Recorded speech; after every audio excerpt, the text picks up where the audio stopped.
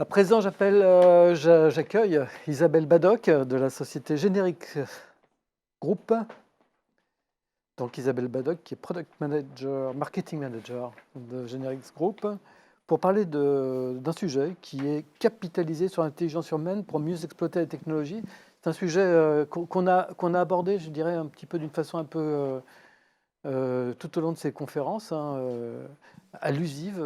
Pas forcément, on n'est pas vraiment rentré dans le détail, mais vous allez peut-être nous en parler un petit peu plus, Isabelle. Effectivement, on va essayer de rentrer un peu plus dans le détail. Chez Generics, la collaboration, c'est un peu notre mot d'ordre depuis des années. Ça fait longtemps qu'on fait collaborer les entreprises entre elles, les hommes entre eux pour améliorer la performance. Et puis là, maintenant, on arrive à devoir faire collaborer les hommes avec la machine, avec les données, avec les algorithmes. Alors, ce qui est intéressant, c'est... Alors, je vais passer, mais voilà. Ce qui est intéressant, c'est on va essayer, là, au travers de quelques slides, de comprendre comment ça marche, comment on peut collaborer. Alors j'aime beaucoup celui-ci qui vient de chez Gartner, qui explique comment progressivement on peut avancer vers de plus en plus d'autonomie de la machine, depuis la donnée jusqu'à la prise de décision et à l'action. Donc en bleu, c'est la partie exécutée par la machine et en vert, c'est plutôt ce qu'on laisse à l'humain. Alors ça grignote de plus en plus. On voit ces étapes, d'abord décrire ce qui se passe, diagnostiquer d'où viennent les problèmes, les causes, et ensuite projeter les causes sur l'avenir pour finalement carrément automatiser, pourquoi pas, la prise de décision.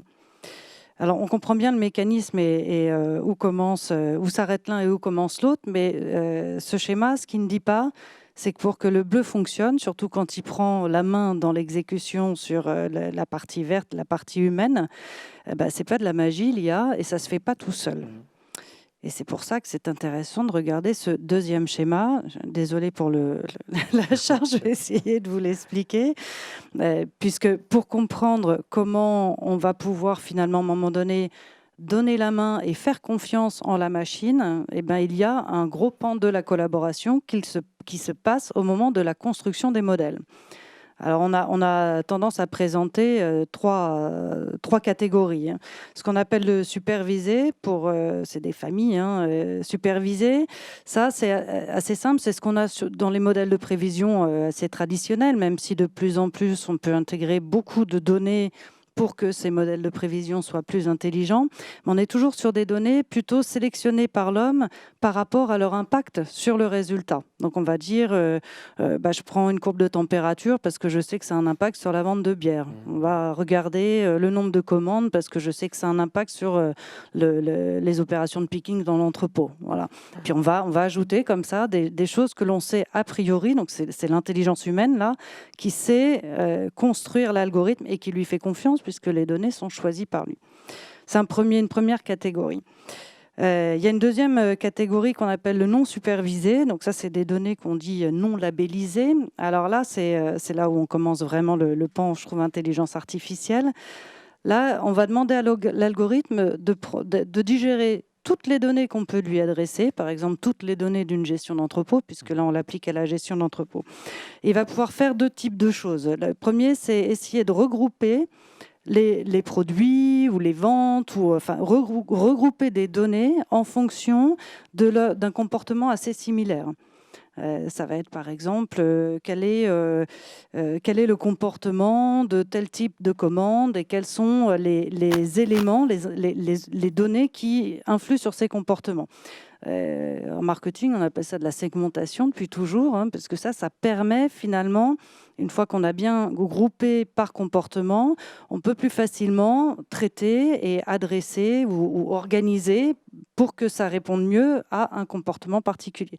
Des commandes monopièces hyper volumineuses, vont avoir une productivité différente de commandes, de plein de petites pièces. Et donc, on va les grouper, on va les traiter différemment. Ce n'est pas les mêmes modes de préparation. Et puis, alors, l'autre aussi est la réduction de dimension. Donc là, on va se servir de ces algos-là plutôt pour essayer d'identifier qu'est-ce qui a le plus d'impact sur le résultat, et notamment le plus d'impact sur la performance. Alors là, on est typiquement, hein, c'est la recherche, souvent on appelle ça des signaux faibles, mais alors, il y a des signaux très forts. Et puis quand on a fait un peu d'études de logistique, on sait par exemple que plus on a de rupture au picking, moins on va être productif pour préparer les commandes, forcément, puisque l'opérateur ne peut pas prélever les marchandises. On le sait. Par contre, ce qu'on ne sait pas faire à dimension humaine, c'est d'observer ça en permanence et d'observer l'ensemble des données qui peuvent avoir un impact sur la performance de l'entrepôt. Ce que font les algos, c'est ça. Ils prennent tout, ils prennent la température de l'entrepôt, l'heure de la pause café, enfin, tout ce qu'on peut lui alimenter, et vont être capables, en temps réel et en continu, d'analyser, de dire « Ah, attention, là, il y a une baisse de performance, et c'est tel élément qui a elle aussi varié dans son comportement, qui peut peut-être expliquer la cause. » Donc là, c'est très bien, on donne ça au bureau d'études qui se focalise sur tiens, mais comment je fais pour mieux approvisionner mes pickings, puisque l'algo me dit que là, tout de suite, c'est ce qui ne va pas. Voilà. Et alors le dernier qui est super intéressant, le dernier, c'est ce qu'on utilise en robotique ou dans tous les systèmes, dans les banques ou dans le médical, vous savez, quand on parle à des machines. Donc là, c'est un principe de collaboration pendant une période potentiellement assez longue entre l'homme et la machine, où l'homme va, donc c'est un système de scoring, hein, l'homme va féliciter ou récompenser la machine quand elle prend la bonne décision. Et donc la machine va finalement, au fur et à mesure, au long de cette collaboration, aspirer l'expérience de l'homme. D'accord. Et là, il y a donc ça, finalement, au final, c'est comme si l'homme avait élevé son algo et il lui a transmis, il a confiance, il va pouvoir progressivement le laisser potentiellement décider à sa place. Voilà. Je ne sais pas du tout où on est dans le temps. On a terminé déjà bon. depuis au moins 30 secondes. Oh là, désolé. Ça passe vite, hein, 5 minutes. Hein. Ça passe très vite et pourtant j'avais tout écrit pour être dans le timing, mais tu vois, encore une fois, je suis trop bavarde. Voilà. Non, Alors, juste pour dire que on continuera une autre fois. D'accord, voilà. Mais donc, effectivement, si certaines personnes souhaitent poursuivre l'entretien avec Isabelle Badoc, n'hésitez pas, le chat toujours, un contact. Et Isabelle vous recontacte dans les jours qui viennent. Voilà, merci beaucoup Isabelle.